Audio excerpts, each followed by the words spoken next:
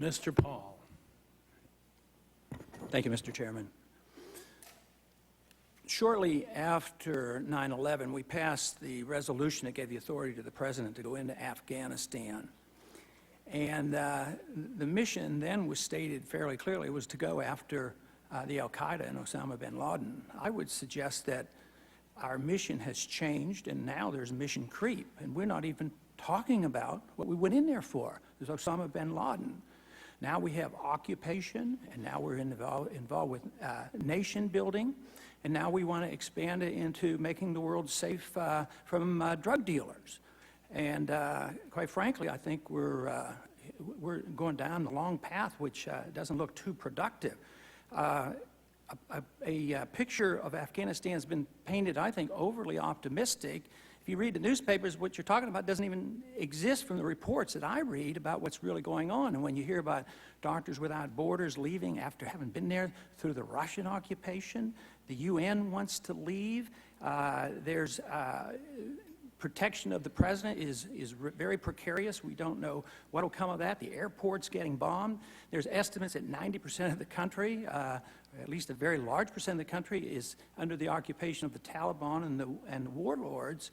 That we have a serious disconnect here, and we have to be, as Americans and as members of Congress, we have to be realistic and not hide from the realities of what's happening. Even our memorandum from the staff states that the marriage between warlords and the drug trade continues to erode the existence of the rule of law in Afghanistan, and I believe that is very accurate. The question comes up about our allies. Why don't they do more? And I think Chairman Hyde is really onto something, is that they don't have popular support back home.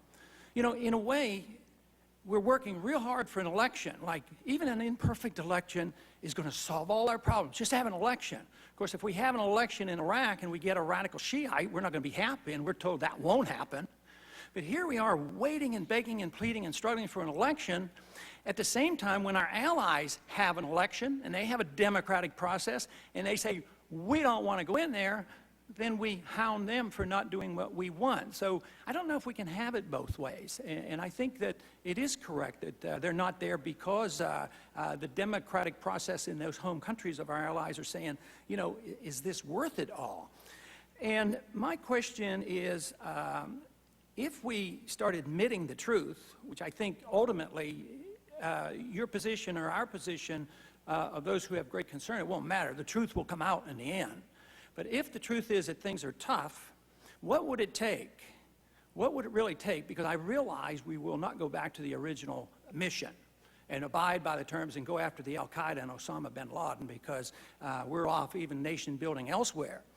But if we want to do what you're suggesting we do, continue to fight for these elections, occupation, nation building, clean up the Taliban, get it safe safe against all drug production, how many troops, General, do you think we would need to do that?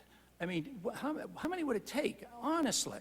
I mean, we have, what, 17,000 now? And unless you argue the case that things are just fine and dandy, we don't need any more help, then we have to say, well, what do you need to do it? How many troops would you need? Sir, let me start off by saying that when you ask the commanders there on the ground, given their mission to destroy Taliban and al-Qaeda, to train the Afghan National Army, and to bring stability and security throughout the country, working with ISAF and working with the Afghan National Army and the police forces within Afghanistan that we have trained as part of that mission, which get right at the counterterrorism, because, as you know, Afghan National Army soldiers are standing side by side with us on the south and on the east border, killing Taliban and al-Qaeda today. When you ask commanders what more do they need, they say they have what is necessary in order to be able to accomplish those missions. I paint a better picture than you do, sir. I believe that if you look at the progress that's been made in Afghanistan, look at any of the criteria as far as where the majority of the areas within the country that even by UN maps, which are very conservative, are go versus no-go. The majority of the country is go. Yes, there are some There are some areas along the south and the east, and then a couple others that are not. But and to get back to your original point of killing Taliban and al-Qaeda, that is the focus of OEF. That is where the great majority of the 17,000 soldiers that we have sent over there in coordination with the other countries that are part of OEF are accomplishing their mission today. If I can add just a short add-on to that, direct response. I think you have a panel here that is all about truth, Congressman. This is a group of people who will tell you exactly as it is, and I think we have a lot to be proud of over there.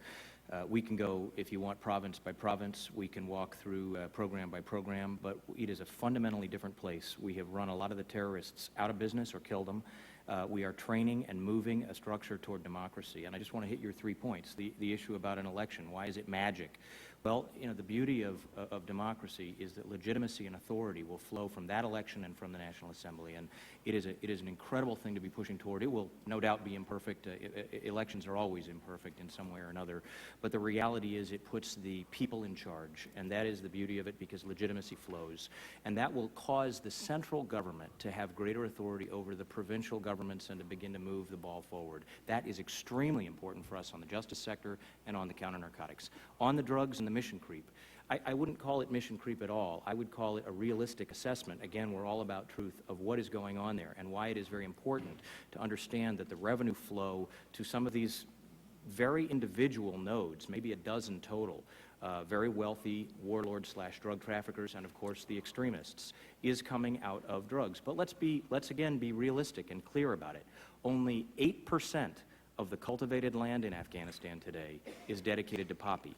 92% is dedicated in rank order to cereals, wheat, barley, and corn. And that 92% only feeds 10% of the market in Afghanistan for food. They make about 3 to 10 times as much on poppy, so we have to raise the costs and the risks of doing business in poppy by getting a justice sector, going after these people, making it clear. Examples of some of them, maybe, people like Juma Khan and Norzai, we've got to go after them and make it clear that this is not permissible. But at the same time, we also have to raise the incentives and the rewards of being in the legitimate economy. We are doing all those things. And to put a metaphor with it, it's as if someone said to you, I want, in 24 hours, I want you to stud up a house, put a roof on, lay the foundation, make it all happen. We are trying, and we're working pretty well together toward that end. And the Afghans are working with us, and President Karzai is working with us. But it will take time, and our real enemy here, again, is time. It is not any of the other individual granular pieces. Finally, on police, imagine for a moment a country that has no police to speak of, and now 25,000 police have been trained and 15,000 ANA. They are what is going to stabilize this election and make it legitimate. And so all of those are hopeful, and I think things the American people should be proud of. Ambassador Watson.